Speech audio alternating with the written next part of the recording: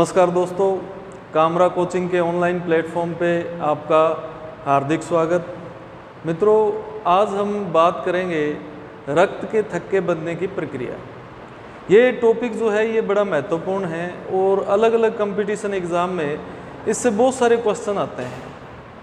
तो आज हम समझेंगे भी ब्लड क्लॉट एक्चुअल में बनता कैसे है और ब्लड क्लॉट की आवश्यकता क्या होती है, उसका प्रोसेस क्या है, तो इससे क्या क्या क्वेश्चन आते हैं और ये प्रोसेस क्या है।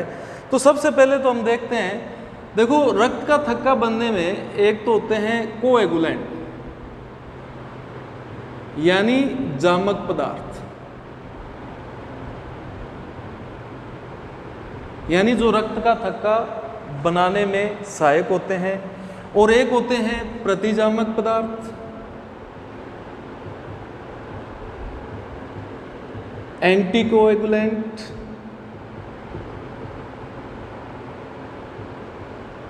यानी जो रक्त का थक्का बनने से रोकते हैं। तो ये तो होगी सहायक पदार्थों की लिस्ट,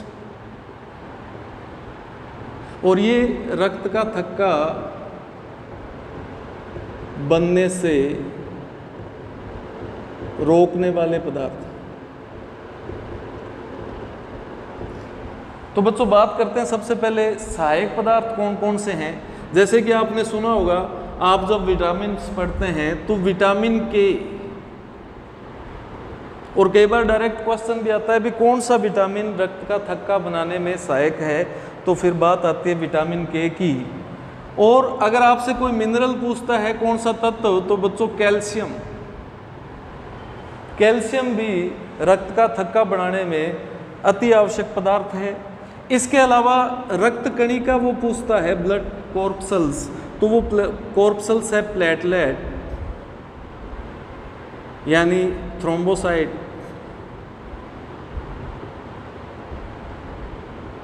अर्थात बिंबाणु। और चौथी चीज जो सहायक है वो है रक्त में पाए जाने वाली प्लाज्मा प्रोटीन, फाइब्रिनोजन।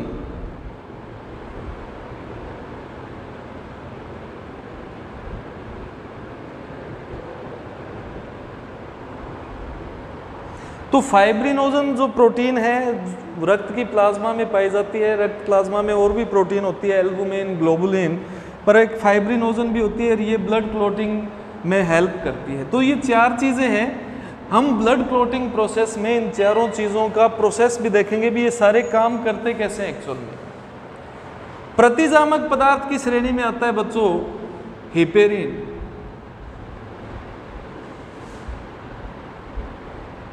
हमारी मास्ट सेल्स द्वारा स्रावित होने वाला एक पदार्थ है हिपेरिन, और ये रक्त का थक्का बनने से रोकता है। ये भी बड़ा जरूरी है क्योंकि हमारा बहता हुआ रक्त जो है रक्त वाहिनियों में जम ना जाए, तो ये इसकी रक्षा करता है।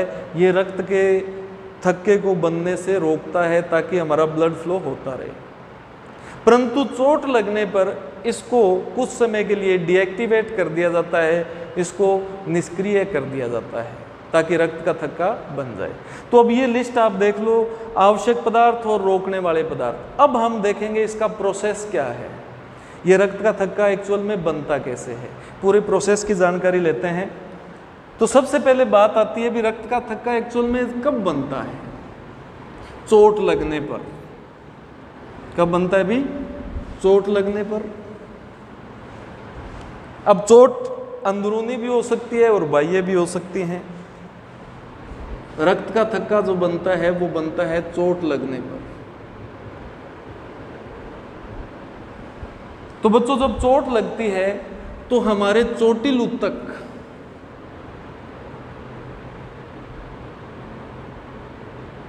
इंजर्ड टिश्यू जो हैं,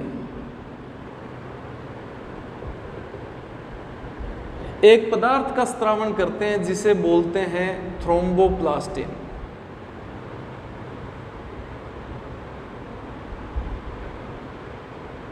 थ्रोम्बोप्लास्टिन। दूसरी ओर जो प्लेटलेट्स हैं ये भी एक पदार्थ का स्त्रावण करती है, इसे भी थ्रोम्बोप्लास्टिन ही बोलते हैं बच्चों। और साथ में इसको हम प्लेटलेट कारक 3 के रूप में भी जानते हैं। प्लेटलेट कारक 3 या प्लेटलेट फैक्टर 3, इसका नाम रखा हुआ है हमने। तो ये दोनों पदार्थ स्रावित हो गए, कब हुए? चोट लगी तब। अब चोट लगने पर ये दोनों पदार्थ स्रावित हो गए, अब इनको मिलाया जाएगा किसके द्वारा? कैल्शियम के द्वारा। तो अब कैल्शियम का रोल भी हमें पता चल रहा है भी कैल्शियम क्या करता है। कैल्शियम इनको मिला के एक पदार्थ बनाता है जिस पदार्थ का नाम है प्रोथ्रोम्बिनेज।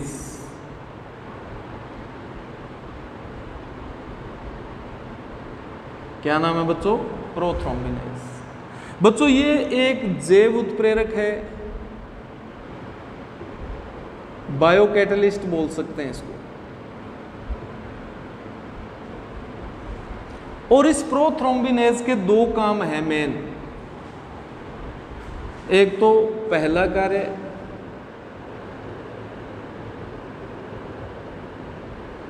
फर्स्ट फंक्शन जो है वो ये है भी हिपेरिन को निष्क्रिय करना। हिपेरिन को निष्क्रिय करना, क्योंकि जब तक हिपेरिन भाई साहब सक्रिय है तब तक रक्त का थक्का नहीं बनेगा। तो सबसे पहले हिपेरिन को निष्क्रिय किया जाता है किसके द्वारा?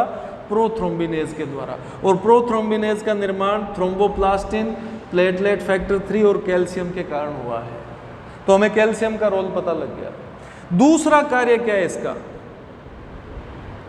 दूसरा कार्य यकृत की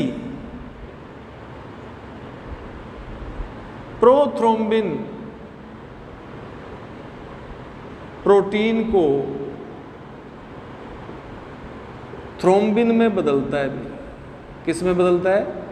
थ्रोम्बिन में बदलता है। तो बच्चों ये एक दूसरा काम ये भी करता है, जो प्रोथ्रोम्बिन है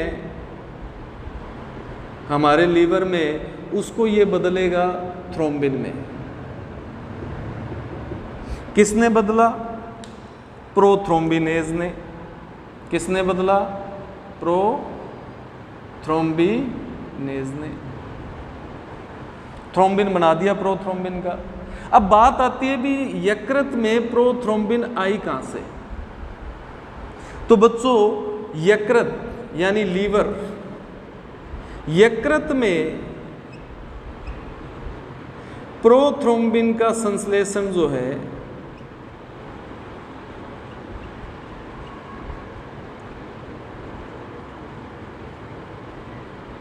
विटामिन के द्वारा किया जाता है। किसके द्वारा किया जाता है? विटामिन के। अब देखो विटामिन के जो हमने लिस्ट बनाई थी उसमें से एक तो प्लेटलेट का नंबर आ चुका है, हमें पता लग गया प्लेटलेट क्या करती है। एक हमें पता लग गया कैल्शियम क्या करता है, और तीसरी चीज़ विटामिन के क्या करता है ये भी हमें पता लग गया भी ये विटामिन के जो है प्रोथ्रोम्बिन बनाएगा लीवर में, और प्रोथ्रोम्बिनेज इसको थ्रोम्बिन में बदलेगा चोट लगने पर। परंतु अगर प्रोथ्रोम्बिन नहीं होगा तो ये थ्रोम्बिन में बदलेगा कैसे? तो इसलिए विटामिन के हमारे लिए बड़ा ज़रूरी है अगर रक्त का थक्का बनाना होगा। क्यों? क्योंकि ये प्रोथ्रोम्बिन बनाता है। तो बच्चों अब थ्रोम्बिन बन गया, ये भी एक कैटलिस्ट की तरह काम करेगा। थ्रोम्बिन का काम क्या है? इसका कार्य क्या है? इसका कार्य है यह प्लाज्मा प्रोटीन फाइब्रिनोजन को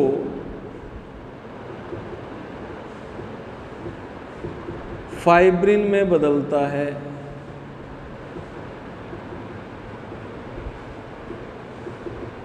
यानी फाइब्रिनोजन जो है ये अब बदल जाएगी बच्चों फाइब्रिन में। फाइब्रिनोजन किस में बदल जाएगी? फाइब्रिन में। किसने बदली? थ्रोम्बिन ने। किसने बदली? थ्रोम्बिन ने। अब क्या होगा? फाइब्रिन प्लस रक्त कणिकाएं फाइब्रिन प्लस रक्त कणिकाएं मिलकर रक्त का थक्का बनाती है भी, ब्लड क्लॉट। तो इस प्रकार से इस पूरे प्रोसेस में रक्त का थक्का बनता है। एक बार दोबारा देख लो भी, चोट जब लगती है, जब चोट लगती है तो चोटिल ऊतक और प्लेटलेट्स दोनों एक पदार्थ का स्त्रावण करती हैं, थ्रोम्बोप्लास्टिन, थ्रोम्बोप्लास्टिन। इसे प्लेटलेट कारक 3 भी कहते हैं। इनको कैल्शियम द्वारा प्रोथ्रोम्बिनेज में बदल दिया जाता है, जो कि एक उत्प्रेरक की तरह काम करता है। प्रोथ्रोम्बिनेज के 2 काम है, एक तो हिपेरिन का क्या करना, डीएक्टिवेट करना इसको, जब तक थक्का नहीं बनता तब तक हिपेरिन डीएक्टिवेट रहता है। और दूसरा काम है जो लीवर के अंदर प्रोथ्रोम्बिन पाई जाती है, उसको किस में बदलता है, थ्रोम्बिन में। परंतु लीवर में प्रोथ्रोम्बिन बनाता कौन है, विटामिन के। और थ्रोम्बिन बनने के बाद प्लाज्मा प्रोटीन जो है फाइब्रिनोजन, वो बदल जाती है फाइब्रिन में। फाइब्रिन एक जाल है और उस जाल में ब्लड कॉर्पसेल्स आएंगी, फंसेंगी और ब्लड क्लॉट हो जाएगा। तो बच्चों इसके अंदर ना क्या क्या क्वेश्चन देखो, एक तो ब्लीडिंग टाइम,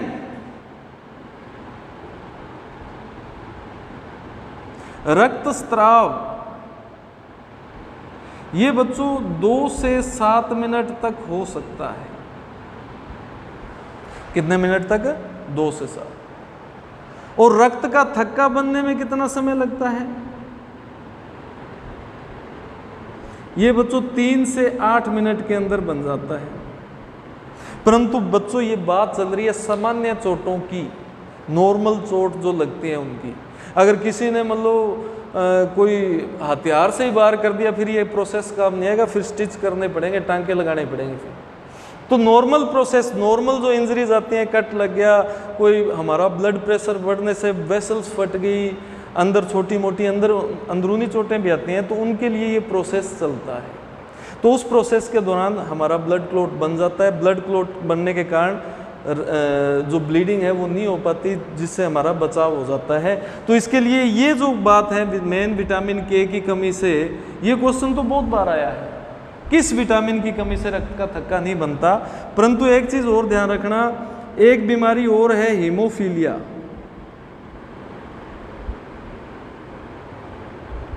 बच्चों ये एक आनुवांशिक बीमारी है, नाम सुना होगा आपने, आनुवांशिक बीमारी। इसे रॉयल डिजीज़ के नाम से भी जानते हैं, क्योंकि महारानी विक्टोरिया के वंश में थी ये। और इस बीमारी में भी, इसमें भी रक्त का थक्का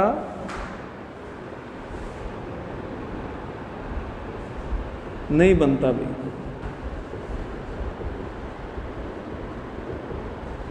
इसमें भी रक्त का थक्का नहीं बनता है, परंतु इस बीमारी को ठीक नहीं किया जा सकता।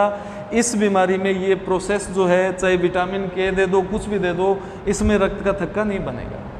परंतु ये सारी चीज़ें अगर आप में प्रॉपर नंबर में हैं तो फिर ब्लड का थक्का बन जाएगा। इनमें से एक भी चीज़ कम हो गई, इनमें से कोई भी चीज़ अगर कम हो गई इन चारों में से, तो ब्लड क्लॉट नहीं होगा। इसलिए प्लेटलेट पूरी होनी चाहिए। इसकी मात्रा कितनी है, 1.5 लाख से 3.5 लाख पर mm³ प्रति घन मिलीमीटर, इतनी प्लेटलेट होनी चाहिए। और डेंगू के अंदर जैसा आपको पता है भी, डेंगू में प्लेटलेट्स कम हो जाते हैं, तो उन लोगों को सबसे मेन प्रॉब्लम आती है, चोट लगने पर रक्त का थक्का नहीं बनता। अब चोट लगने पर रक्त का थक्का नहीं बनता तो हम उसको वैसे भी बचा सकते हैं, उसको सुला के रखो। पर कई बार क्या होता है, अंदर की चोटें, जैसे ब्लड प्रेशर बढ़ गया, वॉमिटिंग हो गई, उल्टी आ गई व्यक्ति को, तो उससे हमारी नसों पे प्रेशर पड़ता है, जिससे वो फट जाती हैं। तो उनके फटने के बाद भी उनकी रिपेयरिंग भी ज़रूरी होती है। तो अगर बाह्य और अंदरूनी चोटों के लिए रक्त का थक्का बढ़ना बहुत ज़रूरी है। और ये बच्चों, ये जो पूरा प्रोसेस है, पूरी प्रक्रिया जो है, ये 3 चरणों में पूरी होती है। इसके 3 स्टेप्स हैं। ये भी क्वेश्चन आया हुआ है कंपटीशन एग्जाम में, पहला, दूसरा और ये तीसरा, 3 प्रोसेस हैं इसमें। तो डायरेक्ट क्वेश्चन क्या आ सकता है भी, ब्लड क्लॉट कितने प्रोसेस में होता है, 3 चरणों में, कौन कौन सी चीज़ें कैसे काम करती हैं, ये सारा मैंने आपको बता दिया। नेक्स्ट क्लास में नेक्स्ट टॉपिक के साथ मिलेंगे, तब तक के लिए